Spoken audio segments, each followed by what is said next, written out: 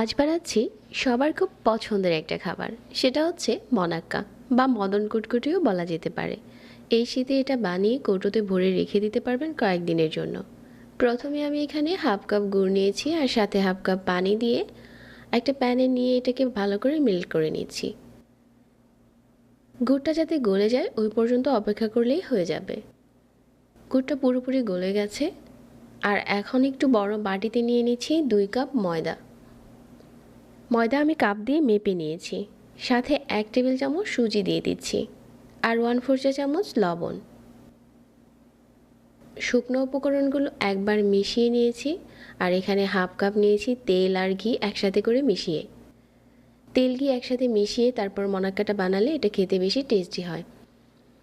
খুব ভালো করে এভাবে করে মিশিয়ে নিয়েছি ময়দার সাথে। আর যে গুড়টা আমি আগে থেকে গলিয়ে রেখেছিলাম, এখন এই অল্প অল্প করে গুড়ের পানিটা দিয়ে এটা আমি গুলে নিয়েছি। এই ডোটাকে রেস্টে দিয়ে দিচ্ছি 10 মিনিটের জন্য। 10 মিনিট পর কুটকুটি বানানোর জন্য ডোটা আমাদের রেডি হয়ে গেছে। এখন এটা একটা বোর্ডে নিয়ে প্রথমে কিছুটা মথে নিচ্ছি। আর কুটকুটির ডোটা কিন্তু এরকমই থাকবে, মনে হবে যে জোড়া ছেড়ে দিচ্ছে, তা না হলে কিন্তু আপনার পারফেক্ট কুটকুটি হবে না। তো এরকম বেলুন দিয়ে হালকা করে বেলে নিচ্ছি। আর সাইডে এরকম ফাটাই থাকে। এখন সাইড থেকে এভাবে প্রথমে কেটে নিচ্ছি। কুটকুটি চাইলে আপনি আরও ছোট করেও বানাতে পারেন। আমি মাঝারি সাইজ করে সবগুলো কেটে নিচ্ছি।